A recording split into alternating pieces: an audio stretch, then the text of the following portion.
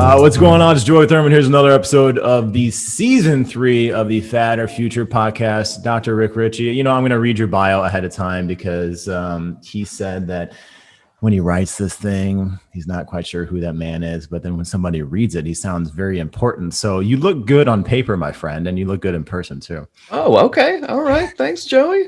Making me feel good about myself. That was nice, right? Yeah, I appreciate that. How you doing? It's good to see you. No, it's good to see you. Anybody listening? I've known Rick for a few years now.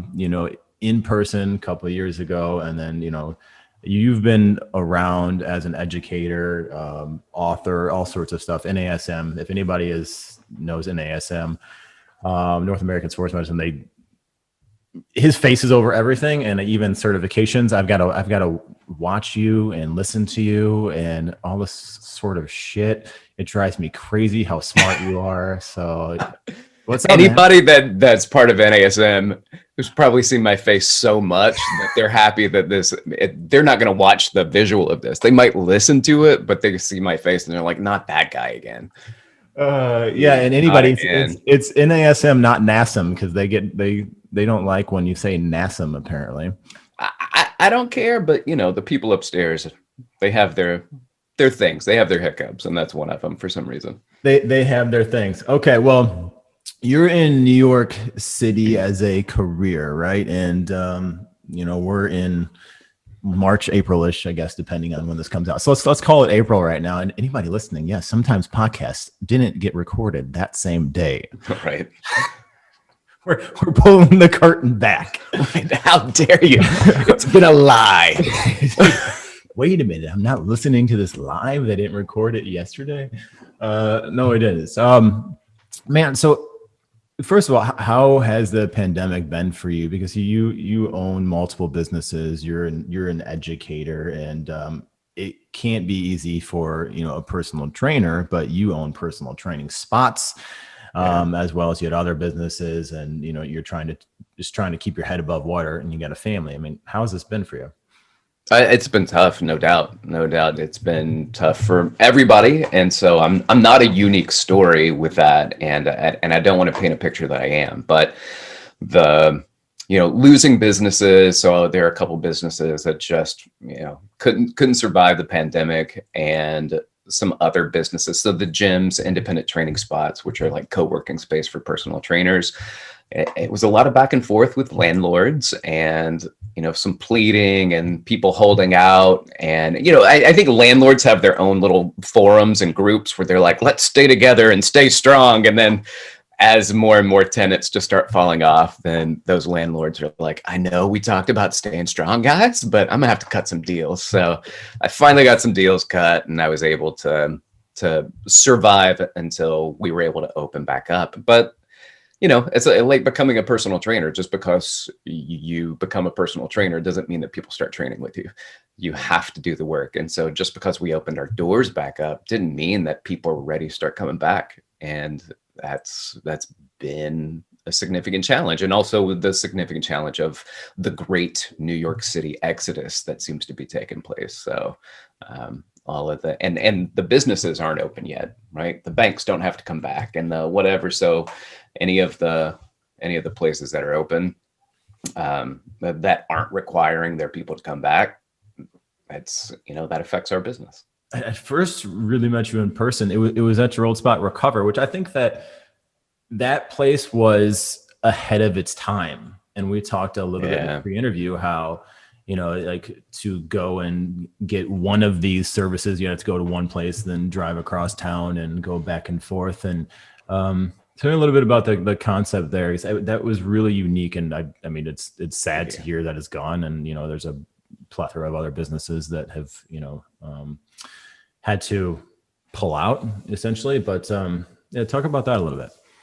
Yeah, Recover, we opened several years ago, and it was really the first recovery studio that had multiple things in it. And as we started putting it together, we wanted to get some investors because it was a really great idea. I mean, it was a really great idea. And so we talked to people, and they would say, man, I don't know what you're talking about. Like, I don't know what recovery is. I don't know what any of these things, but I like you guys. So tell me, is there a proof of concept out there? And we were like, no. I mean, there's nothing we could point to and say, this is proof of concept. We could point to individual things like, here's an infrared sauna place and here's a cryo place. And, but there was not a place that had all the stuff together. And, so most of the real investors were like, nah. And so it was all friends and family who basically said the same thing that the investors did, which is, I don't know what you're talking about, but I trust you.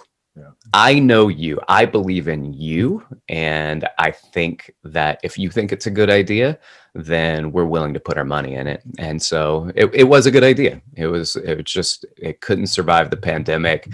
When we were allowed to finally open back up, nobody wanted to come back in, right? And that was the tough part, being allowed to open as a business, but the people weren't ready to be back. Like, nobody wanted to put on Normatec sleeves that somebody else had worn.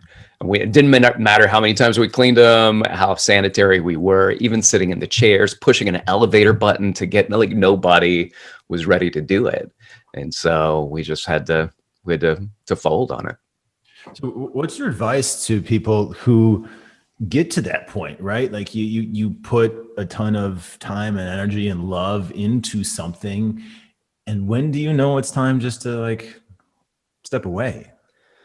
Yeah, and we had a similar issue, my wife and I, because before we had met, she owned properties, and the 2008 kind of real estate bubble burst took place, and I had a lot of guilt with that. Like, I kept paying mortgages on places that we had no renters in, that they're falling apart, and we met with an attorney to discuss finances. And I just remember it, and you've heard the phrase, but it's not until it really makes like application directly to you that it matters. But he said, you're just throwing good money after bad. He goes, give him the keys back.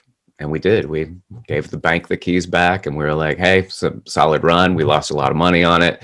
And of course, if we could have maintained that for another year or two, then we would have made that money back, but we just couldn't.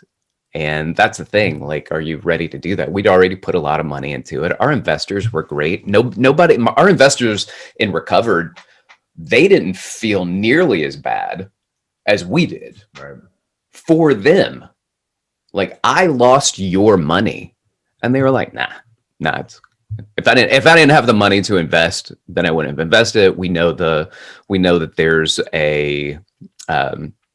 a risk putting in money, and they were like, and it's not that you ran a bad business and put the business into the ground. It was unforeseeable and uncontrollable factors, and all of the investors have been so kind, and it doesn't take away the guilt. Like, there's still guilt associated with it, and that sucks. And it's something that, logically, I know that it's okay, but still emotionally, there's a responsibility and an affect that I have that I have to talk myself down with the logic.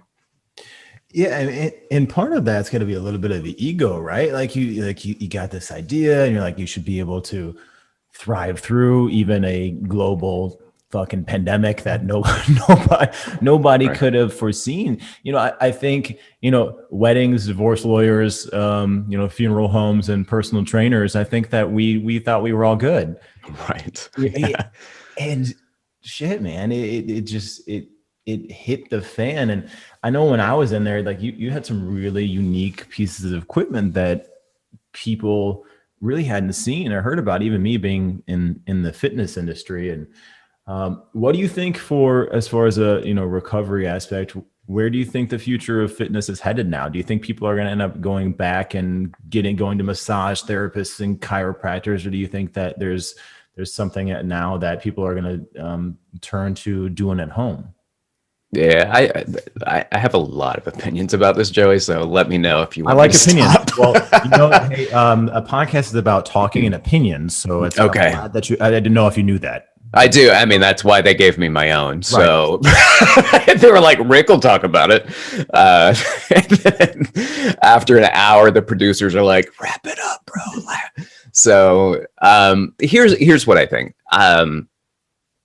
I think this digital revolution is, I don't know if it's overdue, but we were ready to make this change. And so when we go back to being able to open up and a post-pandemic normal, the post-pandemic normal is still going to have a lot of digital applications. Yeah. Right? There's still going to be the kudos, right, and the Pelotons and the all of these. Rumble is now in your, like Fight Club. All of these things that you can do from home, they're still going to be there, and I think that's great because the fitness industry, oftentimes you see people opening up new things, and they're all fighting over the same marketplace, right? Like, if let's say 80% of the population doesn't have a gym membership, and that's actually pretty close to the normal. So you got 20% that are, and a new place opens and they're fighting over the same 20%. Yeah. So when do you access the huge market that's available to you? And I think digital allows you to do that. Also, one of the issues is that digital, what that's doing is it's a lot of the same people that are going to the gym that are purchasing the at-home digital, and that's just kind of a market that's being hit. But people who feel uncomfortable going to the gym may not necessarily have to do that. Yeah. Now, on the other hand, I think that even though the real estate may not quite show it yet, real estate's still doing pretty good, and I don't think that's going to last for very long. And like you mentioned, I'm in New York City. There are a lot of closed doors, and shops are boarded up, and retail was already on the downswing in general anyway. And so I believe that when these doors start opening up, it's going to be a lot of what they call lifestyle retail, a lot of lifestyle environments that are opening up. And that's gyms and rock climbing walls and massage, and people still want to go out. So there are opportunities that maybe you can do some things at home, but you're still going to go to physical therapy. You're still going to go to chiropractic, but people want to get out of their house and have experiences. And I believe a lot of those former retail places are going to be experiential places that people can go to and be away from home, be away from work, and do something cool. And I think we're going to see a lot of that popping up. Yeah, that makes sense. I saw there was a study that came out a couple of weeks ago, and these are just. I love when you quote studies. You mentioned this in your podcast, and I'm like, study. I don't even know if they study, more a poll. Let's go with poll. People, right. Where they interviewed people, and they said that 60% of them that canceled their gym membership aren't going to go back to a gym. But right now, we are still kind of in the thick of things. So I think it's fresh. Still scary. Yeah. It's still scary. It's still fresh in our minds. I think, maybe 6 months from now or a year from now, or, when people, the positivity rate goes down, I think that people are going to start flowing into the gyms more. It will probably be less than there was. I don't think the Golds and that are going to have thousands of locations anymore, because you're right. There's going to be that digital aspect of it, but there is certain that hands-on, like especially you being a massage therapist and corrective exercise specialist, and you've got a bunch of initials behind your name. I don't have enough time to keep listing all those, but there's something to be said about that hands-on and that, experience. Like, you can't, I don't care how good you are, you can't fix somebody via Zoom or a FaceTime. Right. If you've literally got to manually manipulate something, or like feel the tissue working or not working, or like literally see what's happening, because you can't see everything. So where is that going to go as far as, like when you mentioned physical therapy, or like, is there anything do you think that people are going to be able to just like, okay, I've got this back pain, I'm just going to try to fix it on Zoom, and, or am I going to go and see somebody? I think they're trying to, right? Like that people are trying to do that. And some physical therapists are trying to make that happen. And it probably helps a little bit, but it's not talk therapy. Talk therapy, we can get on here. I see you, you see me. We can talk it out. It's almost the same. Right. So physical therapy, there's no way. And I remember working early on with Eric Beard at NASM, and he was a massage therapist as well. And we're talking about foam rolling and things like that, and how important it is, and coaching people. And it was all great. And then he goes, but nothing beats a good set of hands.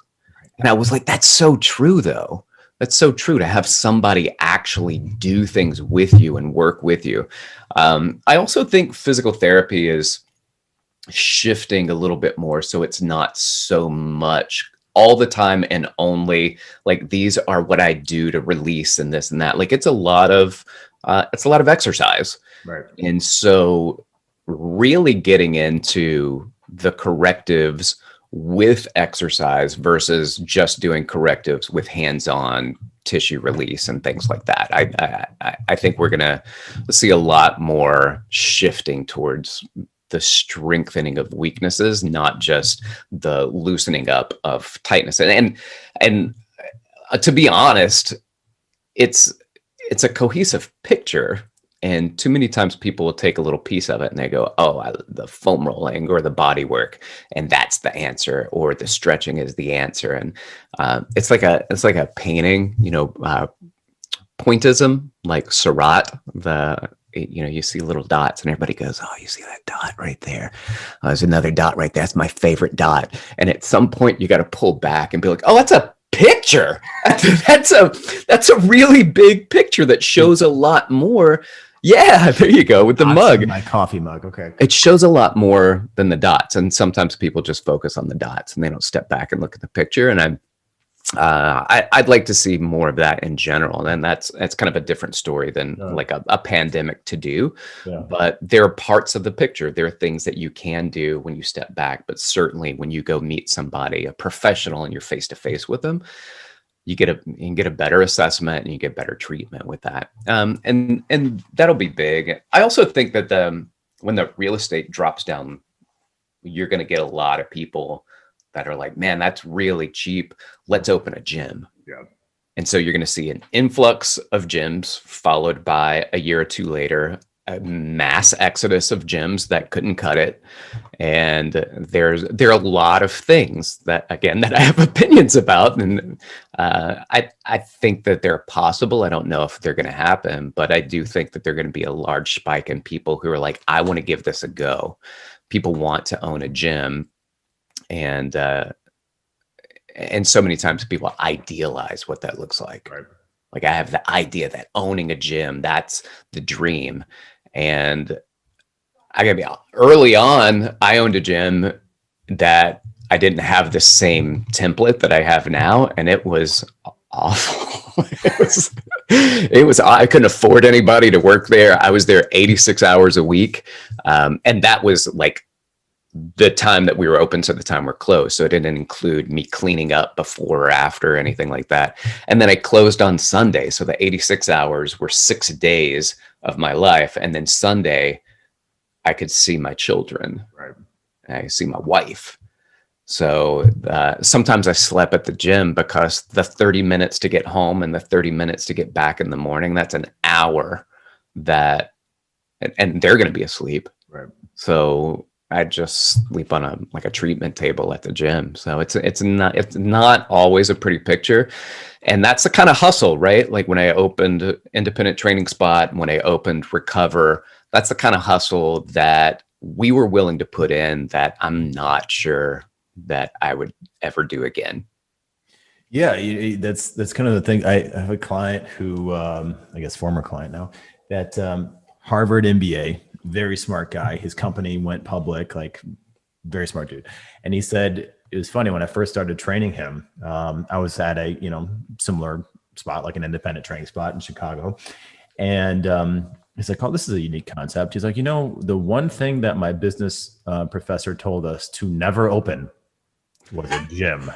He literally said, he's like, that's the only thing. He's like, because there's no barriers to entry there. Like, he's like, anybody can throw some equipment in there. And he's like, so they did this whole thing, but it was really interesting because this is the first time that he saw a concept of, a place where trainers go and rent space and charge their clients. So And that's kind of where his wheels started turning a little bit. And I was like, well, let me know if you ever decide to do something like this. And I'm like, I don't know. And then we started getting close to doing something, but then having a recover aspect and all this sort of stuff. And we were getting ready to take, our first 7-figure investment from the lead investor in, last March. And then, pandemic hit and we're like, whoa, let's pump the brakes here a little bit. Well, you dodged a bullet that I didn't quite dodge, because I signed a lease. So check this one out. I signed a lease the day before the shutdown. Jesus. On purpose. On purpose. We handed over 6 figures basically to a landlord, knowing that we were going to shut down the following day for 2 weeks. And so we were like, oh, that's going to give our designer and our contractor 2 weeks where they can talk about things. So that way, when we open again in 2 weeks, we hit the ground running, and then we could probably open early while we still have free rent, and we could start building the business before we. It was such a great idea conceptually. What an idiot. What an idiot is right. Who would have known, dude, that, right. I mean, this is a year later. So you and I had an Instagram live that we talked about some of this stuff almost a year ago. Right. And I mean, to think that this was still happening. In fact, even when we opened up, I would go and I'd block out places, because we can only have a third capacity. So I'd block out the schedule. And then all of a sudden that would be gone, because 3 months later, I didn't extend the blocking out of the schedule because I thought it'd be normal again. Right. And so I extended another quarter, and it's still not normal. And speaking of, it's getting towards the end of March, which means April, none of those things are going to be blocked out again. And I'm like, do I just do it for another quarter, or do I do it for a year? Because every time I get back on there to block out those dates, it just makes me feel nauseous. Oh. It makes me feel nauseous. But losing that money, and we litigated to get it back. Yeah. That's the thing. Like, we litigated to get it back, and we even appealed after the judge was like, what? No, you don't get your security deposit back. And we were like, what? Nothing, like a few bucks? Like, can we get something back? And so we appealed it. And then the next judge goes, no, you get nothing back. So you talk about some people really bid it, and some people hit gold, and that landlord got $100,000 just to hold them over until they could find somebody else, which they still won't find for a while. They still don't have anybody in there, and it's been a year since that's happened. But, a lot of landlords who had open space didn't have $100,000 cushion on a spot until they could get somebody in there. Yeah, it's going to be interesting. I mean, things, start opening up, the like pandemic clauses that people are going to want to put into leases and everything else. And I won't sign another lease without a force majeure, an act of God, a pandemic, like a specific pandemic clause. I also am going to do my best to not sign a lease where I pay the landlord's attorneys, because that was another several tens of thousands of dollars that we have to pay, because they're fighting to not give the money back. And then when we lose, then they go, oh, great. Based on the lease, you now owe $15,000, $20,000 to our attorneys for fighting you. Right. I'm like, oh, here we go again. Okay. Let's talk about actual exercise here. So what? Oh, is that where we are? All right, so obviously, and I want to get into your new certification coming up, and I'm definitely going to talk about. I didn't realize that you had type 2 diabetes, so that's a little prelude if you're listening right now. Story. What do you feel like the main issues people are having pop up now with being at home and sitting down all day long? Is there anything that you feel like they could alleviate that? I know it's a completely broad question, but like your top 5. I'm going to tell you my top 1 for sure. And it goes right along with the certification you were talking about that I'm almost completed and will be launching pretty soon. It's a type 2 diabetes exercise specialist course. And one of those kind of comorbidities, complications, things like that is a sedentary lifestyle. Mm-hmm. And I mean, we look at smoking. We know that that's not good for us, and excessive drinking. We know that obesity has a lot to do with risk factors and sedentary lifestyle. And the sedentary lifestyle, smoking and drinking are kind of the three factors that you look at that are highly dangerous, that lead to multiple other issues. And when you hear the phrase sitting is the new smoking, so you probably heard that before, and that's not true because I'm sitting right now and that's not like smoking. But if I sit here all day long, it almost is. So it's not sitting is the new smoking, it's sedentary behaviors is the new smoking. Right. It's a sedentary behavior that doesn't. In fact, sedentary behavior is so bad, Joey, that you could work out for an hour at a good, regularly kind of intense or vigorous pop, and then go sit all day and it not benefit you any, really. Wow. So the sedentary lifestyle is a big issue. And I see it, this is the worst part, I see it in my kids, right? Because they're going to school online. They're doing their virtual school and they sit all day, and then they get on video games, and we have to make, my parents are like, you got to go outside and get outside and play, just go outside. But that was cool because I lived in Alabama and there was a backyard and we could go outside and play. Like New York City, right. That's not the same. You don't just send your kids outside to go play. So that's been a challenge. The sedentary behaviors, the sedentary lifestyle, this constant non-stop sitting. So what's your suggestion for that? Like, get up, because you even have lack of blood flow where they've linked to a few hours of sitting down to your brain. Like they've literally looked at brain activity and sitting down for a few hours and like, you need to stand up because your brain is like your cognition is going down. And anybody who sat for 4 hours, like obviously like boredom and watching the Zoom for 4 hours and like a conference call is boring as hell. But like, I mean, what do you suggest for people that are doing that? And I do want you to get into difference between type 1 and type 2 diabetes, because a lot of times people get that, and then also how you got diagnosed as well. So I know I just threw 3 questions at you, and people looking at you and like, wait a minute, you're a trainer, you're a fitness expert. How in the hell do you have diabetes? Aren't you supposed to be 400 pounds and sitting there, eating pizza and ice cream off of your belly while you're, watching Netflix and playing a video game all simultaneously? Yeah. And that's a tough one for people, right? Because for people who have type 2 diabetes, also when you get diagnosed with it and you have the world in your mind anyway, at least looking at you the same way you just described. Right. And they're like, oh my gosh, I can't have type 2 diabetes because then everybody else is going to think all of those bad things about me.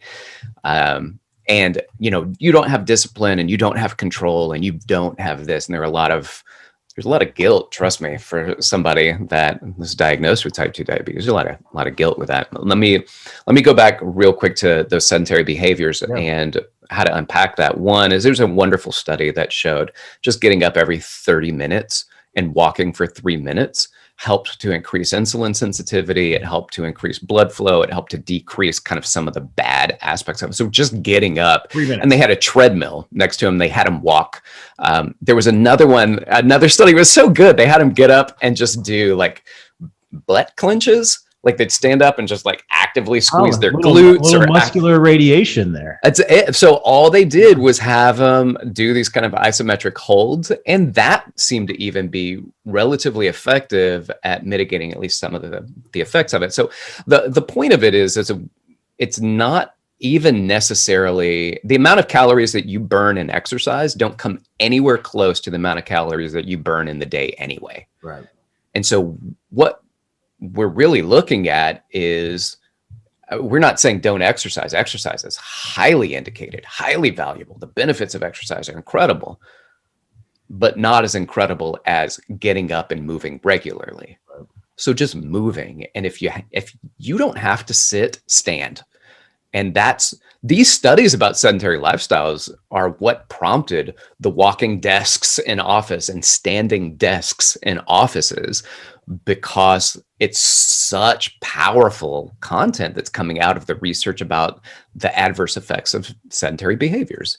And employers employ sedentary behaviors. They put those behaviors out there and on people. And so now you see some of the employers trying to unpack that. All right, so type 2 diabetes. In 2015, I went to the doctor, and the doctor was like, "That's weird." And I was like, "What's weird?" And they're just like, "Hey, your A1Cs are just higher than what I would expect." And I was like, "Good, bad?" They were like, "I mean, it's not good or bad. It's just higher. I would just be aware of it." Okay. I went back the next year, and the A1Cs were a full point higher. And they were like, "Ooh, that's pre-diabetes.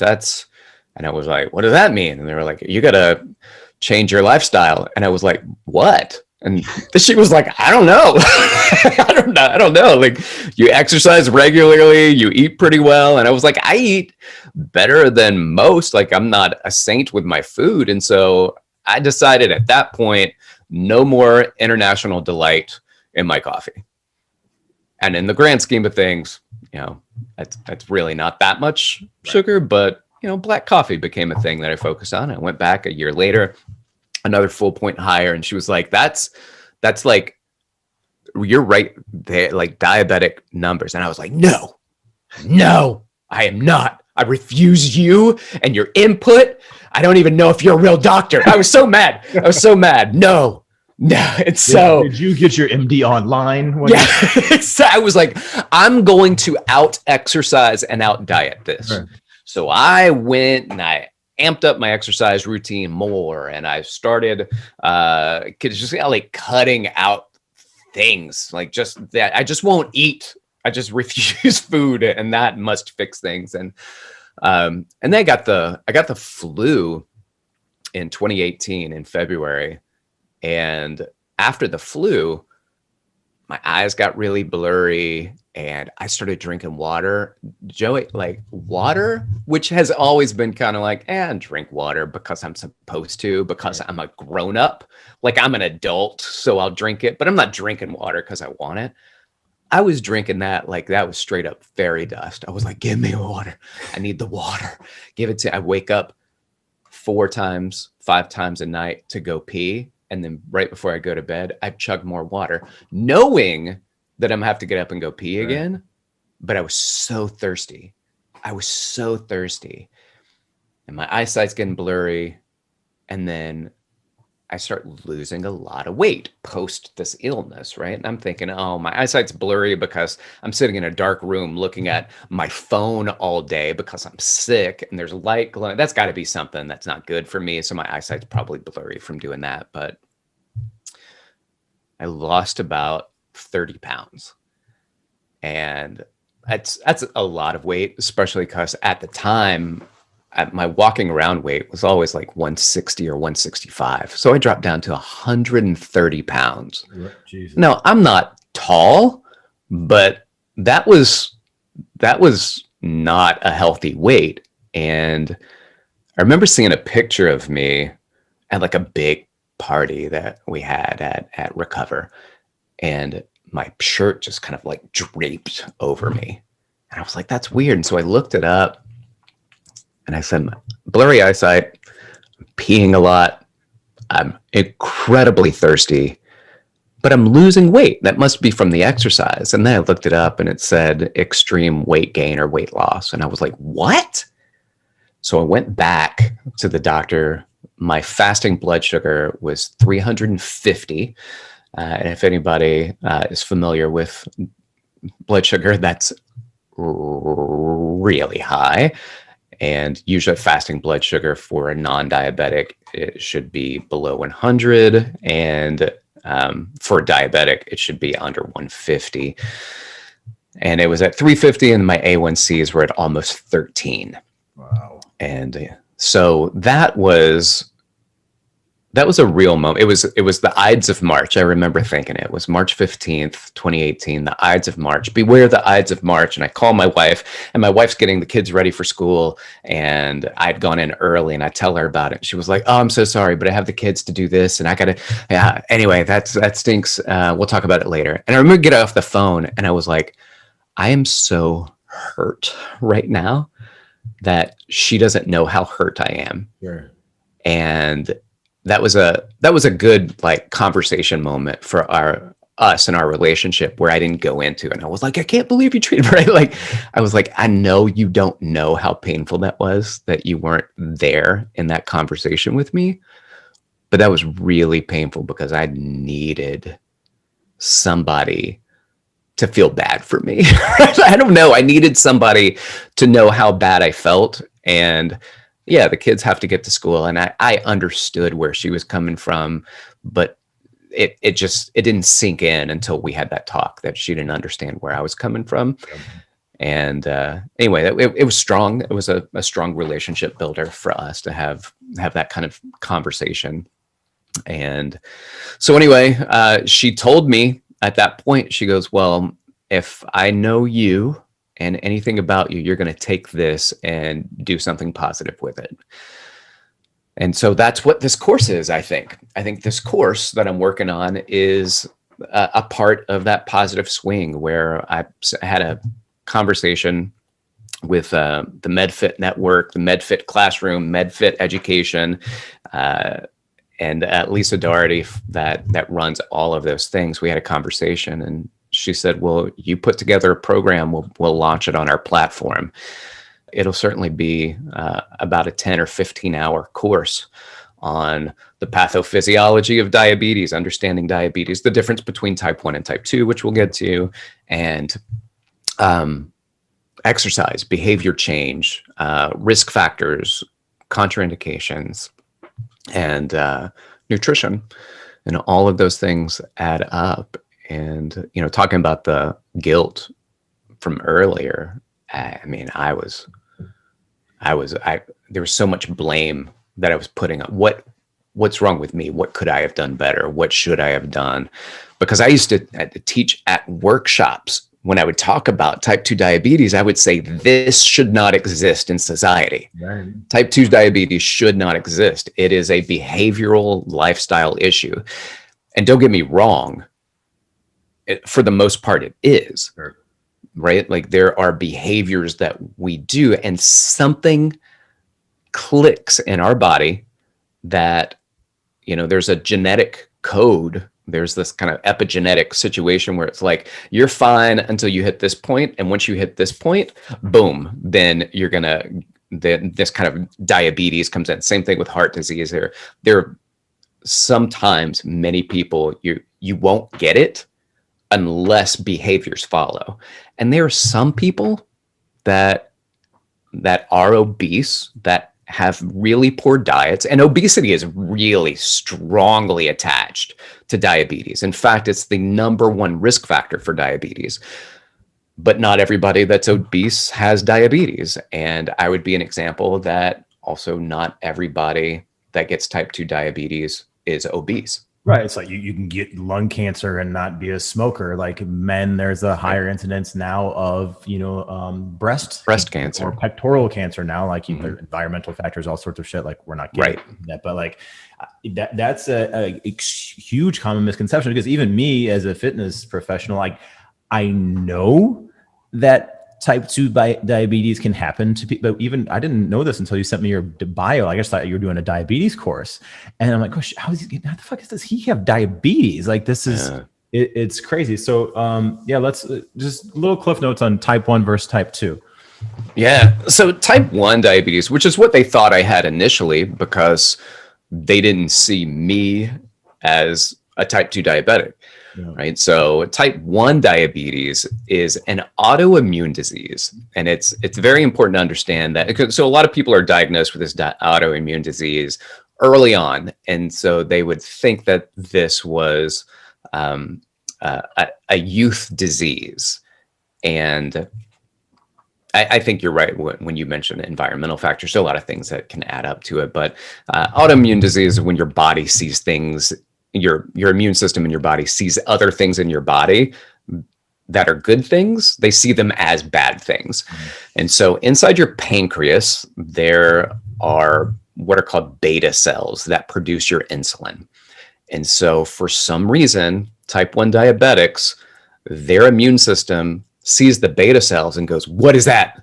Out. And they start attacking the beta cells and they kill off the beta cells, which means they cannot produce insulin.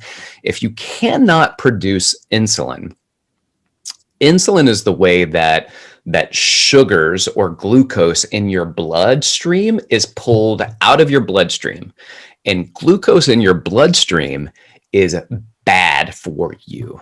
All right, a lot of and there you're supposed to have some, but like everything, it's dose dependent. Like any poison, it's dose dependent. So you have a dose dependent amount of sugar that can be in your bloodstream before it starts to damage, and then over time, increased amount of glucose in the bloodstream starts breaking down the endothelium. Well, so type 1 diabetics, that's going to be an autoimmune disease. Type 2 diabetes is a little bit different. So there's what they used to call adult onset diabetes, because they would see type 1 diabetics as that would happen in the youth, and type 2 would happen later on in life. Right.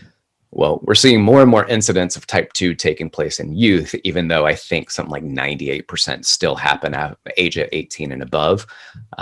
But we also see type 1 diabetes taking place a lot more in people who are not young. So again, autoimmune diseases don't say, hey, how old are you? Nah, we'll pass. So there's always a chance that you could have it. It just depends on the immune system. Type 2 diabetes is what's probably best referred to as insulin resistant diabetes. So your body's producing the insulin. The islets of Langerhans are producing it, which where the beta cells are. And the beta cells are producing the insulin. It goes into your body and it takes the sugars out of your bloodstream and it starts to store it inside your muscles. Something happens where these, what are called GLUT4 transporters, they just don't, the transport's not happening. So you have this insulin mediated uptake of glucose in your system and your body's not responding to it. It's becoming resistant to it. And so if you give insulin to type 2 diabetics, then that's enough insulin to overcome the resistance. Right. A lot of times it's not insulin. You don't need, people can take oral medications that are not insulin because their pancreas is still producing the insulin until it doesn't. And what happens is that through the pre-diabetic phase and into the diabetic phase, your blood glucose increases, so your pancreas will produce more insulin. And then that's good until resistance happens again. And then your pancreas produces more insulin to overcome it. And then the resistance happens again. And so this is why it's called a progressive disease. And so eventually what happens is that those beta cells just wear out. They can't keep producing more and more insulin. And they're like, we just can't do this anymore. And they start dying. And then a type 2 diabetic may eventually have a very similar issue to a type 1 diabetic where they simply don't produce insulin. And that would be then an insulin dependent type 2 diabetic. Okay. So and yours is, I mean, would you say that's kind of just genetically you're predisposed because you were doing all of the right things, right? Yeah, I mean, there's still things that I look at where I was like, man, you know what? I have a sweet tooth, or I love breakfast cereal and I love sandwiches. Like I love those things and I will eat breakfast cereal. If I walk in, I don't know what I'm going to eat. I'm like, I'll have some cereal. That's a lot of carbs, right? So it was, I will not try to cover that up. Like I had a carb dominant lifestyle. And so, but what we don't know is in the research, we actually don't see a clear correlation between increased carbohydrate consumption and type 2 diabetes. We see a lot of fat consumption being associated with diabetes, type 2 diabetes. Sure. But there are correlations between both, And it's strange when you look at it, where you would go, oh, it's a carb metabolism of carb diseases. And what it seems to be is that it's still an inflammatory disease, and those inflammatory byproducts are mostly byproducts from fatty acids. And so when you get these reactive oxygen species and the advanced glycolylated end products, and yeah, there are some the advanced glycolylated end products are carbohydrates. So that's like the glycogen, like the glycolylated end products, but the reactive oxygen species, the free fatty acids that are going around, increases the like protein kinase, the inflammatory mediators that takes place. And then you get the dilation of your blood vessels. They dilate because that's what inflammation does. But when they dilate, guess what gets to go into those cells? Those low density cholesterols, those low density lipoproteins. And that's why the LDLs are considered to be so dangerous, because they're small and they can go in between the endothelial cells of your blood.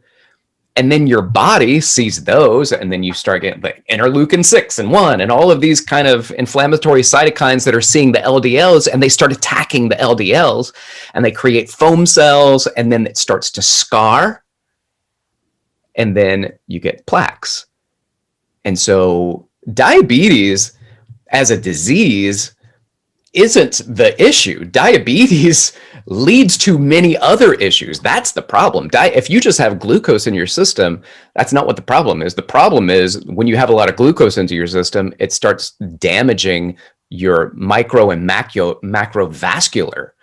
And that's why they'll send you to look in your eyes, because in your eyes are all these tiny, tiny, tiny little blood vessels that they can see very clearly when they look into your eyes to see if your micro blood vessels are starting to be damaged. That's why the inflammation that takes place causes blurry vision.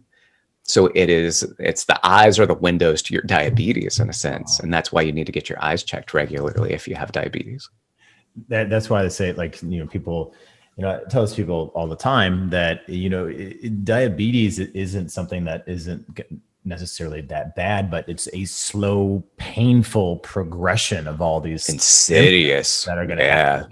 Like you're slowly just checking off little areas of your body that are going to go to shit, like the amputation and the eyesight and all that sort of stuff. So it's what can people, you got a whole course on this, which I'm sure you're covering all of it, but what can people do to kind of help alleviate that? I mean, obviously there's the genetic factors that, people can have this type 2 diabetes, but anybody listening, like, what do you feel like? I mean, get up and move more. Like, I know that people probably know that, but what are those tangible things that you feel like people really should be doing? I think that's a big part of it. I look at my sedentary behaviors leading up to all of it, where I was in my doctoral program.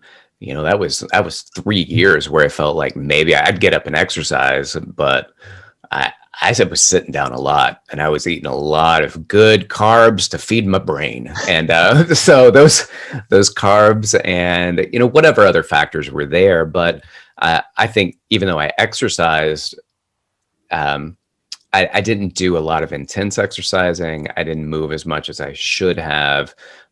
There were dietary things that probably all come in. And then I had 2 great grandparents that were diabetic. One of them, I didn't know this until I found out I had diabetes and talking to family members, that she was an amputee.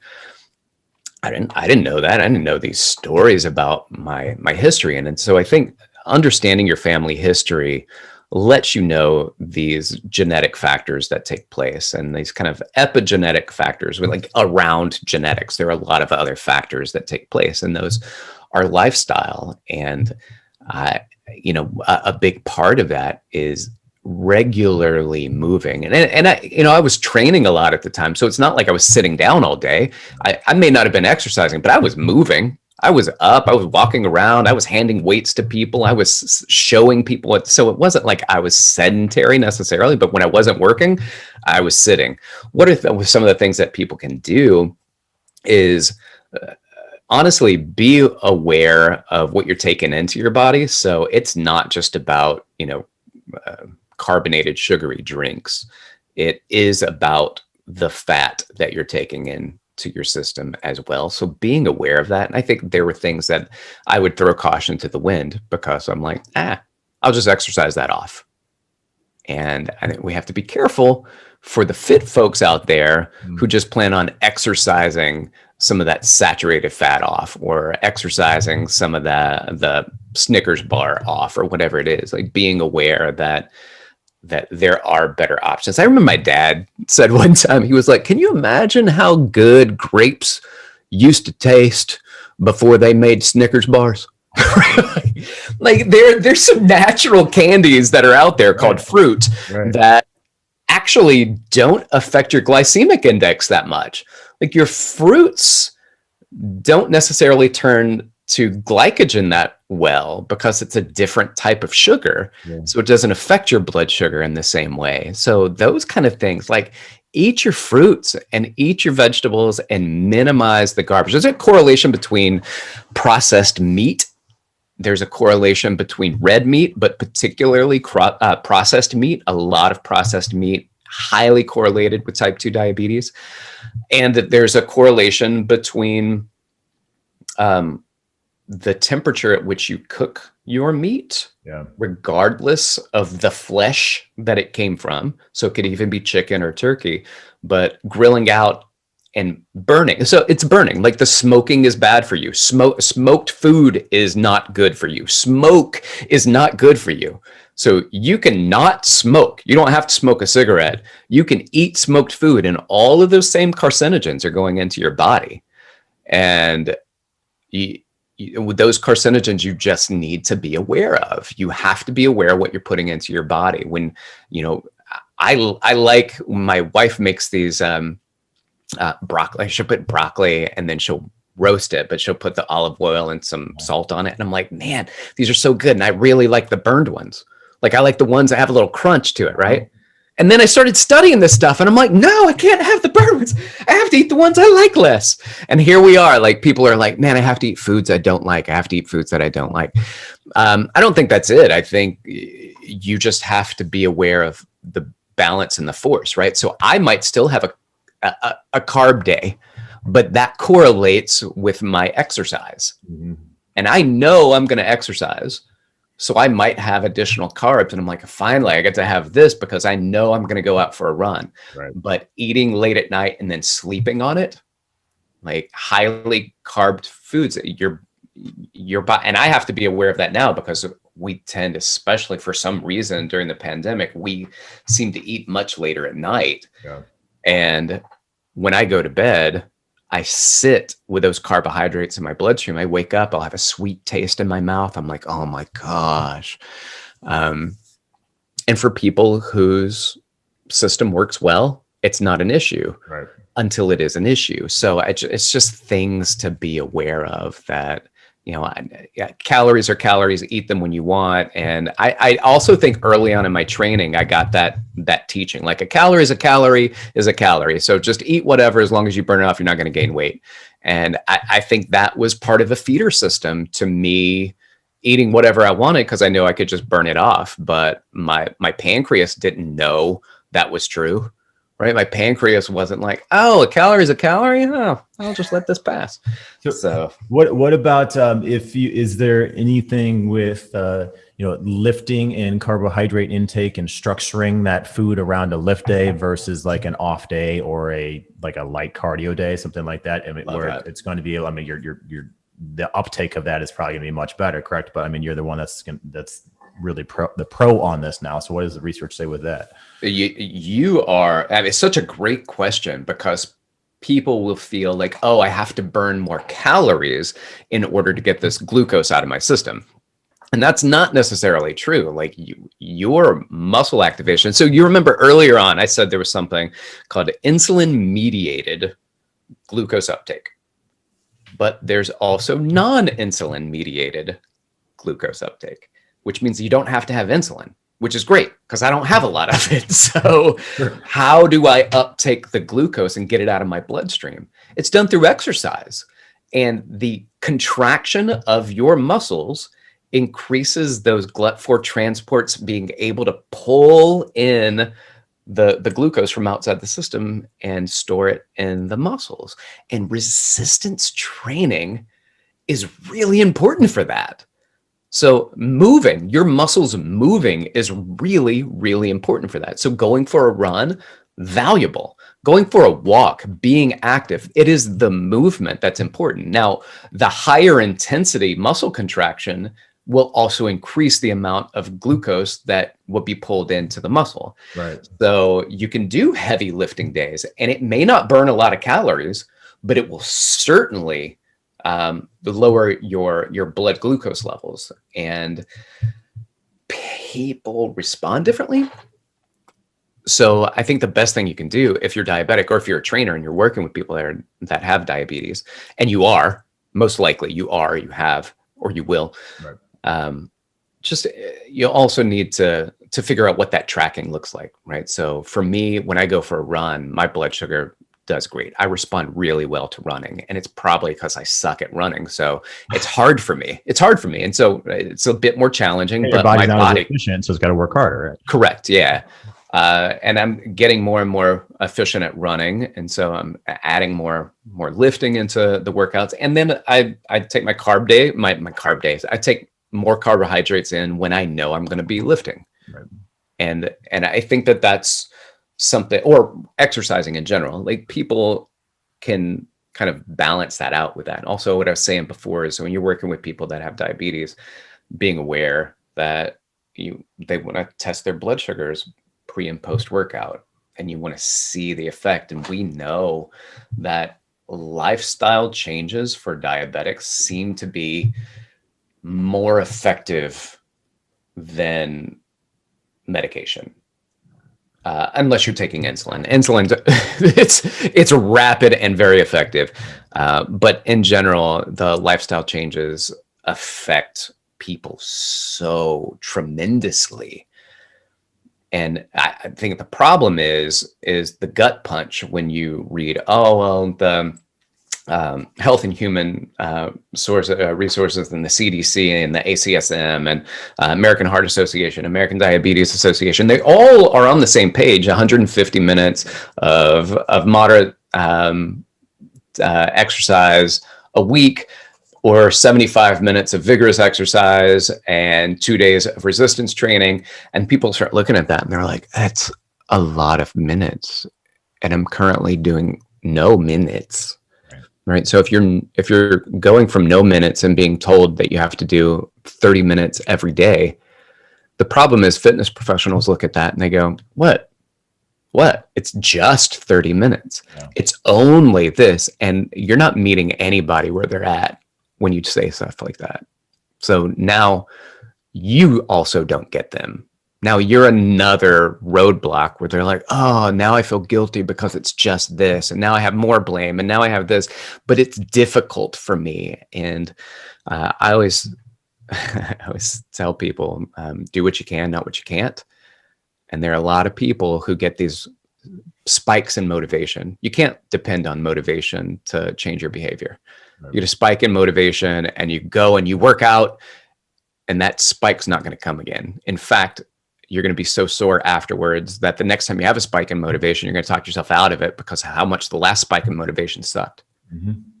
Yeah, that's the thing. Like when I first started training people, and you want to show, I think often it's a lack of knowledge from the trainer that you want to show the client that they are out of shape.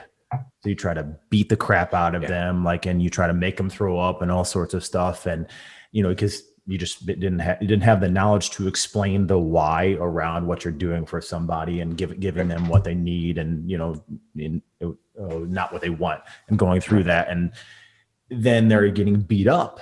And I remember having a 300 plus pound client coming in, and I made him do, I don't know, it was like 20 or 30 squats. Well, the volume on that, on a 300 pound man, it's not completely 300 pounds that he's squatting, right? But he was just like 6,000 pounds. And then he couldn't walk the next day, and he didn't come in for months. And he's like, well, I just wrecked. Oh, no. Because that's where my head was at. And now it's completely different. Like when I was training in person, I'll tell people like, look, I'm going to just do a specific things. We're going to go through, progressions and squats and everything.